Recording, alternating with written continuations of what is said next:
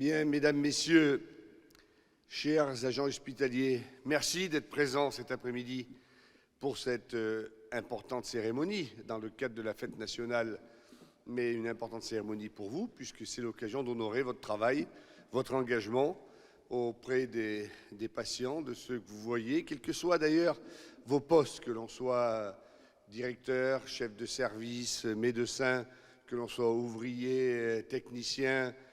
Tous les postes sont importants, vous êtes les uns et les autres, les unes et les autres, les membres d'une même chaîne qui travaillent au service de la patientèle et au service des Monégasques et de celles et ceux qui ont besoin de vous. Donc c'est vraiment un honneur de vous accueillir pour la première fois que je vous rencontre, vraisemblablement toutes et tous, ou pour la plupart, pour cette cérémonie de remise de médaille d'honneur du CHPG. Et soyez assurés que je suis très heureux d'être là face à vous.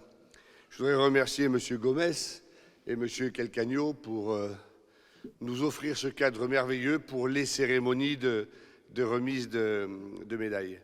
Je voudrais saluer tout particulièrement et très chaleureusement mon collègue Christophe Robineau, le docteur Robineau, que tout le monde connaît, conseiller de gouvernement, ministre des Affaires sociales et de la Santé, avec qui je collabore quotidiennement en toute transparence et en toute confiance et en toute amitié. Mais c'est plus qu'un conseiller de gouvernement. Je m'en aperçois très souvent. C'est encore, on est toujours, mais c'est encore le docteur Robineau. Et je crois qu'il compte beaucoup d'amis au sein de l'établissement. Et en fait, sa vie est à l'hôpital. Et il est l'un des vôtres, quelque part, même s'il a pris d'autres fonctions importantes maintenant au sein du gouvernement princier. Mais c'est vraiment quelqu'un, moi, sur qui je m'appuie beaucoup. Et vous le connaissez, sa réputation le précède. Je voudrais vous saluer, Madame le Président du Conseil d'administration du CSPG, Madame Rouguignon-Vernin, vous remercier pour cette importante mission de présider un conseil d'administration. Ce n'est pas rien. J'ai été membre moi-même du conseil d'administration de mon hôpital pendant une dizaine d'années et c'est un engagement quand même important, même si on s'appuie sur les professionnels, Madame le directeur, et je voudrais vous saluer vous-même ainsi que Madame Gabory, le directeur adjoint en charge des ressources humaines. Je n'étais pas là pour cette période difficile, dramatique, qu'ont été les moments de confinement au moment du Covid-19, mais je sais, parce que Christophe Robineau m'en a beaucoup parlé et j'ai suivi de là où j'étais, j'ai pu apprécier la résilience dont vous avez fait preuve dans ces moments au cours de la crise sanitaire et je vous en saurai gré. C'est vrai que pour beaucoup, la crise sanitaire était des moments où on ne travaillait pas. Il faisait beau, des moments où on pouvait faire des apéros WhatsApp, où nous étions au soleil, où nous pouvions, si ce n'est rencontrer des amis, les rencontrer virtuellement. Mais si un secteur qui a continué sa vie, qui a continué son travail, qui a continué son engagement, c'est bien le vôtre, le secteur de santé. Et pour cela, soyez-en remerciés. Je sais que vous accomplissez vraiment vos missions avec beaucoup d'exigence et de volonté, quel que soit, je le disais, je ne veux pas faire de différence et nous ne voulons pas faire de différence, quel que soit le niveau où vous travaillez au sein de l'hôpital. Parce que grâce à vous, grâce au travail que vous faites, certains depuis 20 ans, 25 ans, 30 ans, on ne distingue pas d'ailleurs d'ici qui est là depuis 20 ans, 25 ans ou 30 ans, mais c'est comme cela. Vous avez beaucoup travaillé et de plus en plus, parce que le centre hospitalier Princesse Grace a connu une augmentation soutenue de son activité, augmentation soutenue au service des usagers, en premier lieu des résidents de la principauté, parce que c'est bien de cela dont il s'agit. Et il convient vraiment de souligner que le CHPG, et peut-être plus encore le nouveau CHPG, est un élément majeur de l'attractivité de la principauté. On le sait, la qualité des soins, la qualité de l'accueil, la qualité du travail qui est fait au sein de l'établissement fait que bien à l'extérieur des frontières de la principauté, on en parle. Je suis donc très heureux de pouvoir vous rendre hommage à votre travail et tout ce que vous faites et tout ce que votre travail représente au sein de la principauté. Vous êtes, et à travers vous, Madame la Directrice, l'ensemble du monde médical du CHPG, est essentiel, c'est le cas de le dire, à la bonne santé de la population, de nos amis, de nos familles, qui savent y trouver ponctuellement l'écoute, l'aide, le soutien durable, le secours lorsqu'il y a une difficulté, lorsqu'on est aux urgences ou lorsque on va dans des services régulièrement pour être soigné. Et c'est aussi, et c'est vraiment, je pense, un élément du modèle social de la principauté, du modèle social de Monaco, qui ne laisse aucun malheur seul, aucun malheur orphelin. Et selon la volonté de notre souverain, son Altesse Sérénissime, le prince Albert II, qui a souhaité, à travers cet établissement et à travers celui qui verra le jour, même si on le voit déjà, mais celui qui verra le jour efficacement d'ici quelques temps, le prince a fait de l'excellence des soins, de l'excellence de l'accueil, de l'excellence de la prise en charge des patients un impératif absolu, je dirais même un impératif moral. Et c'est quelque chose de très important. Il y a un dicton en lieu commun qui dit « la santé n'a pas de prix ». Évidemment, la santé n'a pas de prix, mais nous pouvons rajouter que si la santé n'a pas de prix, elle a quand même un coût. Et ce coût, nous l'assumerons parce que nous devons rester vigilants sur les dépenses, mais nous l'assumons parce que la priorité, c'est de soigner, de guérir et d'entretenir. Et pour autant, même si cela, dans des budgets contraints et difficiles, jamais le budget de l'hôpital, le budget de la santé, sera une quelconque variable d'ajustement du budget de l'État princier. Et le gouvernement continuera, comme il le fait depuis que Christophe Robineau en a la charge, mais même avant ses prédécesseurs, nous continuerons à assumer cette politique d'excellence en inscrivant les budgets nécessaires au bon fonctionnement de l'hôpital, les budgets nécessaires au bon fonctionnement de la rénovation, de la modernisation et de la construction du nouvel hôpital. Et c'est pour cela qu'en reconnaissant notamment votre implication dans la bonne marche de l'établissement, à travers de toutes les mesures qui ont déjà pu être mises en œuvre, nous regardons vraiment de près le pouvoir d'achat des agents hospitaliers vous-même qui êtes devant nous, mais de tous, notamment au travers de ce qui a pu être fait du pasteur de la santé. Et je crois que ces dernières années, Christophe Robineau me le disait, le gouvernement s'est toujours attaché à compenser les effets de l'inflation. Et je pense que c'était très important en majorant le point d'indice près de 7% en 2022, je regarde ma fiche, près de 4% en 2023, 1% en 2024. Je crois que c'était important parce que le pouvoir d'achat compte pour vous. Et avec ces deux éléments, je voudrais ajouter aussi, évidemment, la reconduction de la prime de Noël, avec le système de bon Carlo, qui sera attribué à tous les agents exerçant sur des postes permanents ayant plus de 6 mois d'ancienneté au 31 décembre. Ces mesures nous semblent nécessaires et elles nous permettent d'aboutir à une juste revalorisation, à une juste valorisation de votre travail. Elles sont également l'expression de la gratitude du gouvernement et de la communauté nationale pour le travail que vous accomplissez dans l'exercice de vos missions. En 2026, c'est attendu par beaucoup. On voit les travaux de loin, on voit grandir, on voit ce bâtiment magnifique érigé face à la mer. La livraison de la phase 1 du NCHPG vous permettra d'accomplir encore mieux ces missions et de répondre aux enjeux médicaux de demain avec toute la modernité qui est mise dans l'investissement, avec des équipements de haute technologie et une qualité d'accueil améliorée. Mais au-delà de ces infrastructures, notre hôpital, c'est vous, et ce sera toujours vous. Il peut y avoir des bâtiments, il peut y avoir de l'investissement, mais c'est vous qui êtes au cœur de tout cela, c'est vous qui faites que les premiers regards que l'on voit lorsqu'on se réveille d'une anesthésie, le premier regard, la première écoute que l'on a lorsqu'on vient à l'hôpital, lorsqu'on est anxieux, le premier regard lorsqu'on est dans une chambre, qu'on voit la personne venir nettoyer, refaire le travail, le premier regard lorsqu'on amène le repas, le premier regard lorsqu'on change une porte, une serrure, une ampoule, c'est vous. Et ce premier regard, je le redis une troisième fois, quel que soit le poste que vous avez, il est essentiel pour les patients, vous le savez mieux que quiconque, vous les voyez tous les jours, mais il est essentiel pour les patients et c'est la raison pour laquelle je suis très heureux, mais vraiment très heureux, de vous rendre hommage, et notamment à vous, à la responsabilité et à la fidélité qui vous anime jour après jour depuis 20 ans 25 ans ou 30 ans pour certains. Donc je voulais, à mon nom personnel, au nom du gouvernement princier, au nom de son Altesse Sérénissime le Prince Albert II, au nom de la direction de l'hôpital, vous remercier pour cet engagement.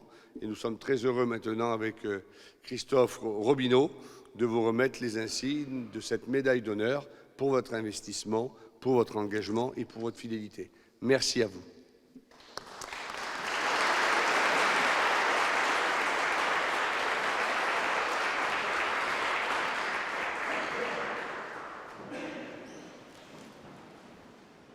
Par ordonnance souveraine du 14 novembre 2024, la médaille d'honneur en vermeil est accordée à Madame Solange Agosta, auxiliaire de puériculture de classe supérieure.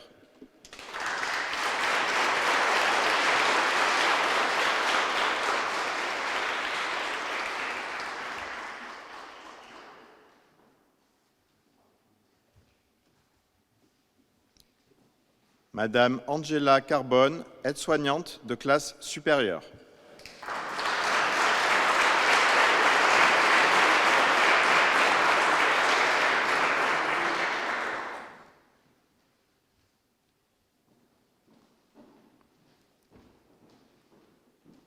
Monsieur Thierry Giannini, ouvrier principal de première classe.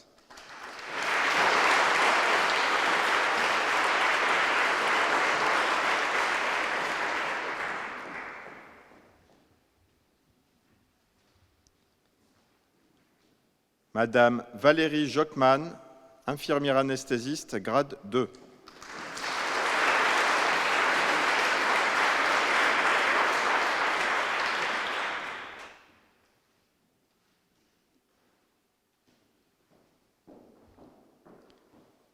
Monsieur Franck Joiris, infirmier soins généraux, grade 2.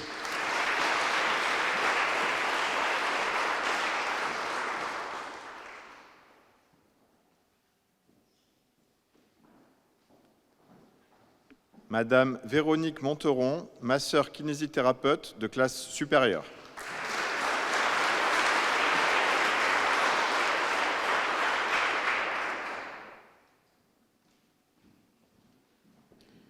Monsieur Stéphane Pratali, ouvrier principal de première classe.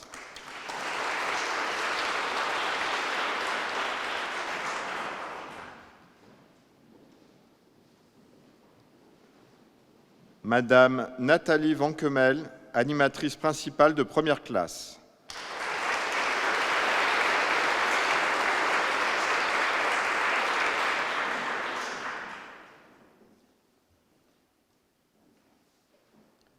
Monsieur Thierry Verdier, adjoint administrateur principal de deuxième classe.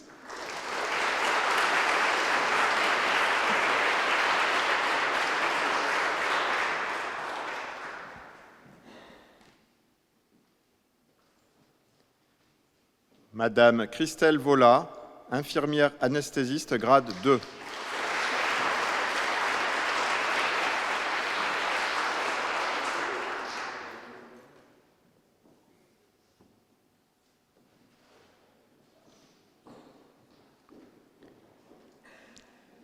La médaille d'honneur en argent est accordée à Monsieur Hassen Bezgouche, ouvrier principal de première classe.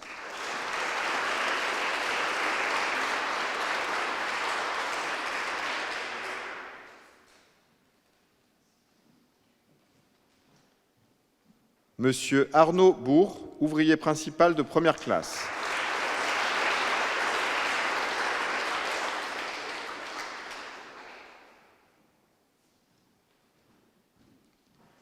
Madame Vanessa Bourjac, technicien supérieur hospitalier de première classe.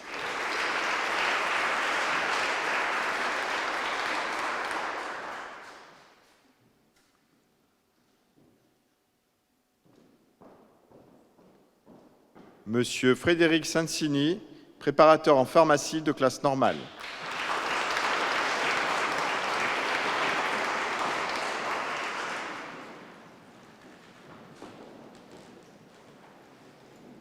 Madame Sophie Dalcorso-Pivetta, infirmière en soins généraux, grade 2.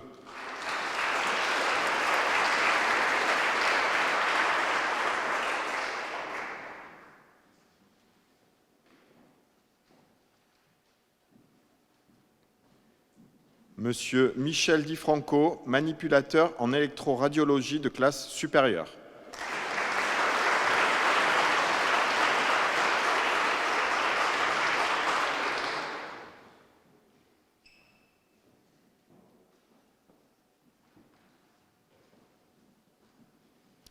Madame Sandra Dongues, cadre de santé.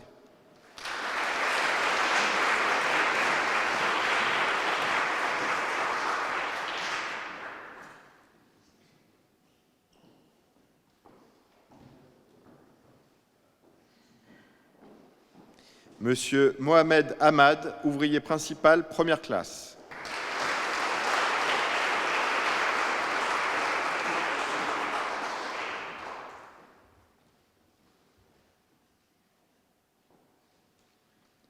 Madame Laurence Lafont, assistante médico-administrative, classe supérieure.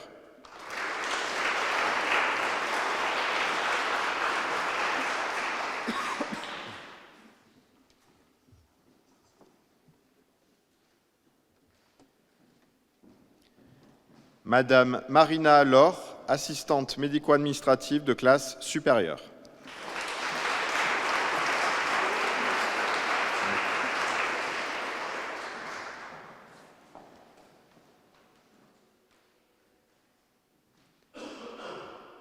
Madame Sonia Nafir, hôtelière de classe supérieure.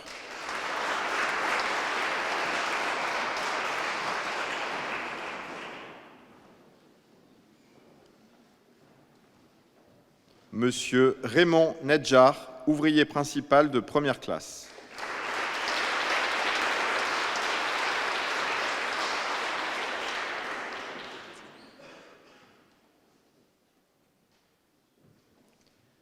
Madame Karine Valadier, cadre de santé.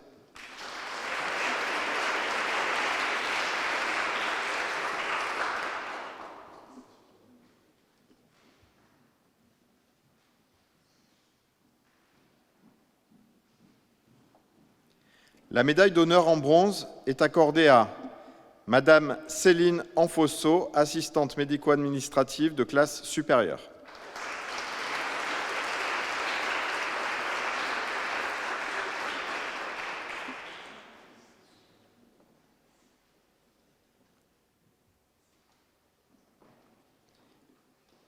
Madame Valérie Baignon, aide-soignante de classe supérieure.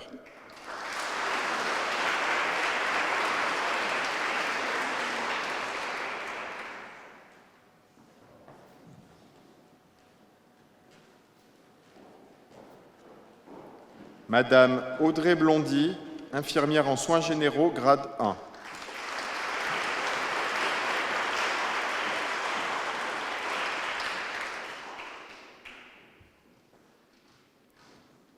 Madame Christine Boucher, infirmière de bloc opératoire, grade 2.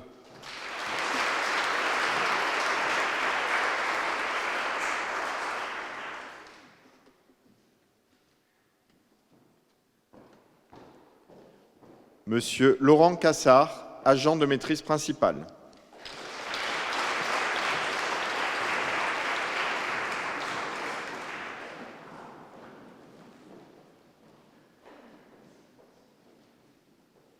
Madame Souer Chaban Ardaoui, adjoint administrateur hospitalier.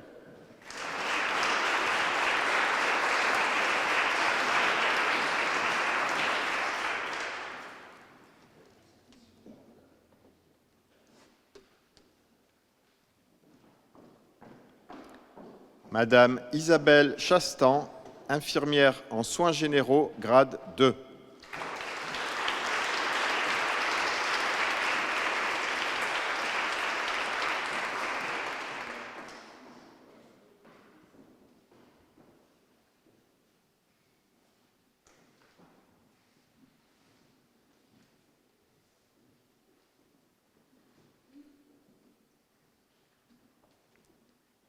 Madame Séverine Coll, infirmière anesthésiste, grade 2.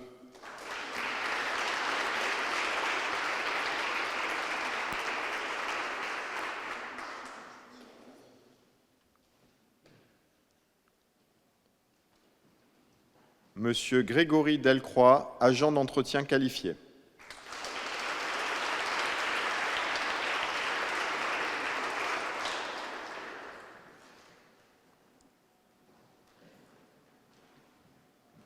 Madame Audrey Deville-Limon, infirmière en soins généraux, grade 1.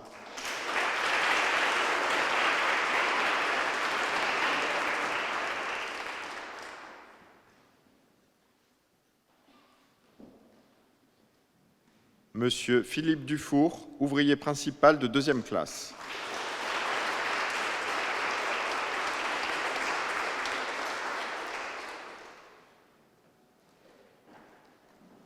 Madame Mélanie Duzer, assistante médico-administrative de classe normale.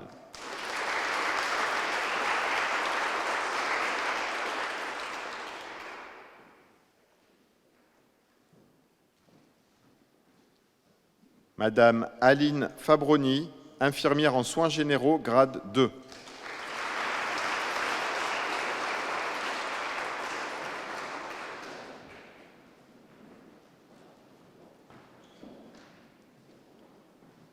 Madame Neza Gueux, animateur principal de 1re classe.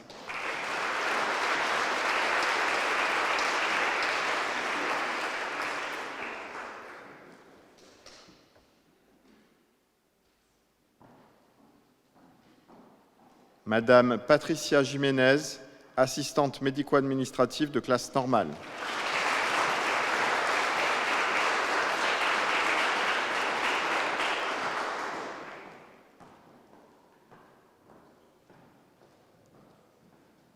Madame Ourango Hadji Ali, ouvrier principal de 2e classe.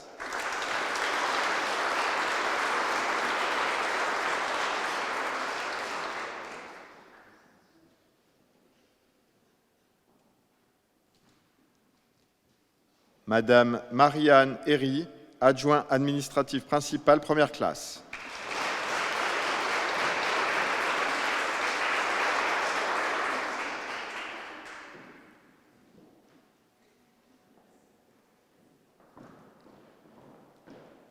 Madame Déborah Lacaille, assistante médico-administrative de classe normale.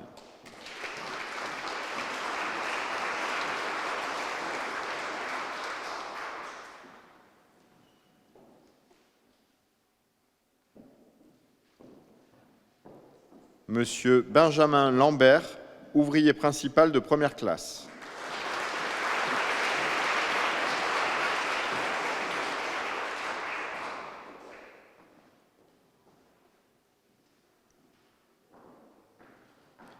Monsieur Johnny Léandry, infirmier en soins généraux, grade 1.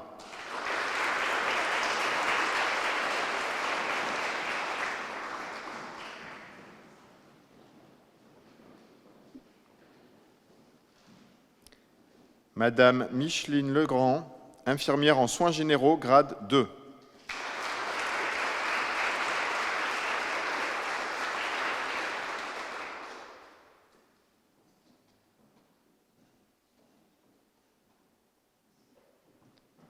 Monsieur Sébastien Lorenzini, agent de maîtrise.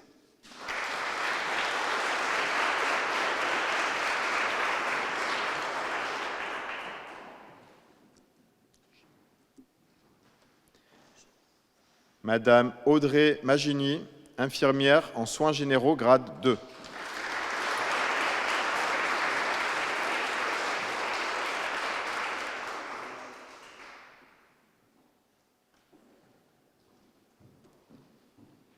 Madame Isabelle Marchal, préparateur en pharmacie de classe supérieure.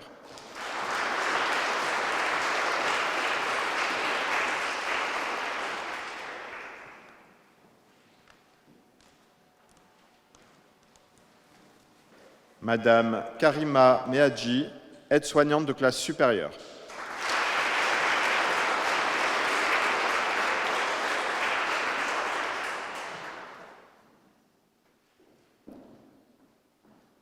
Madame Vera Migneco, cadre de santé.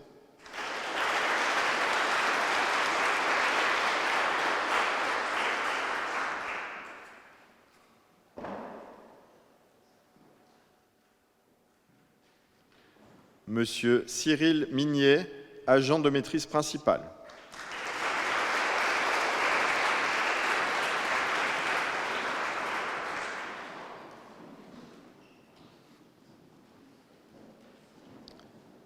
Madame Sandy Monsalier, infirmière en soins généraux, grade 2.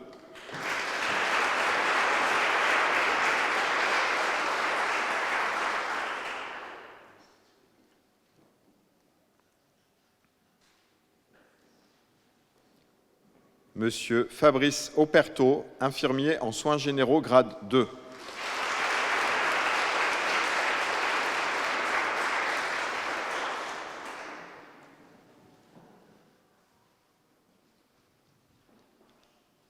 Madame Delphine Roux, agent de service hospitalier qualifié de classe normale.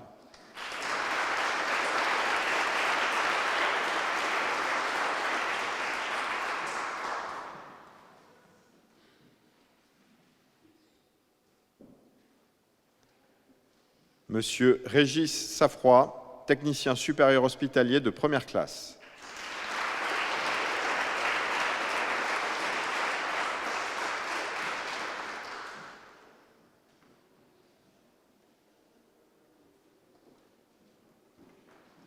Monsieur Bernard Sétour, aide-soignante de classe supérieure.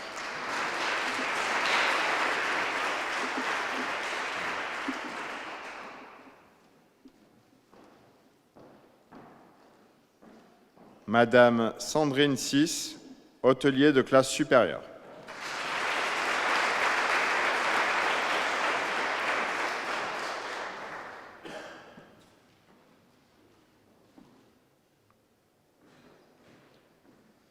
Monsieur Jean-Hubert Taochi, ouvrier principal de première classe.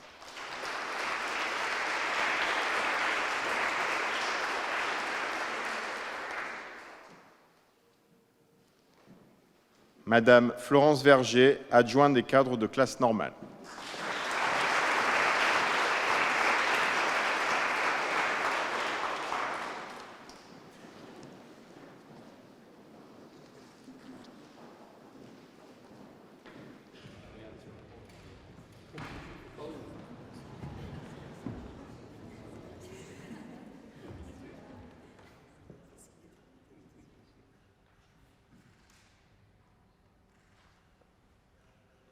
Merci beaucoup. Bravo.